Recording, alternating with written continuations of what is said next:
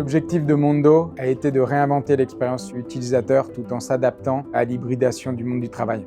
Pour l'environnement et pour les gens qui vont vivre, de réconcilier la nature avec la ville, c'est une belle aventure.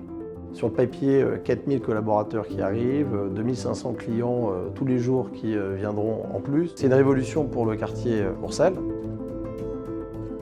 Mondo, c'est un immeuble tertiaire de 30 000 m² situé au cœur du 17e arrondissement, rue de Courcelles. L'une des problématiques de l'immeuble initial, c'était vraiment le manque de lumière. Donc on a travaillé avec l'agence d'architecture Béchu. On a créé un énorme patio à l'intérieur pour amener la lumière. Les cubes de végétation qui sont incorporés dans la façade de la rue de Courcelles migrent jusque ce grand patio et on a rapproché toutes les innervations verticales des ascenseurs en transparence pour garder cette lumière. On a en même temps créé des nids d'oiseaux qui deviennent des lieux de rencontre accrochés dans les façades de l'énorme patio. Toujours pour faire des îles de lumière.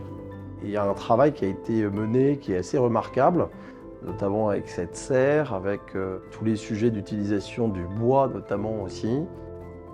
On a pu apporter cette végétalisation un peu particulière qu'est la serre pour faire le lien entre le nouveau bâtiment et le bâtiment existant au 7e étage. Cette serre, aujourd'hui, c'est vraiment un jardin suspendu posé au 7e étage de Mondo avec une vue panoramique sur tout Paris.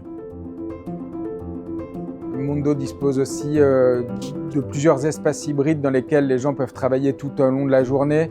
Le food court du rez-de-chaussée, le work café qui donne directement dans l'atrium, le You First Café avec sa terrasse panoramique. Grâce au projet Mondo, on accueille une entreprise qui va avoir beaucoup de clients en visiteurs. C'est une révolution pour le quartier Courcelles. Par rapport à l'ouverture notamment du food court et de laisser une partie ouverte pour le quartier et que ça bénéficie aussi voilà, aux habitants. Donc c'est un projet réussi aussi en ce sens.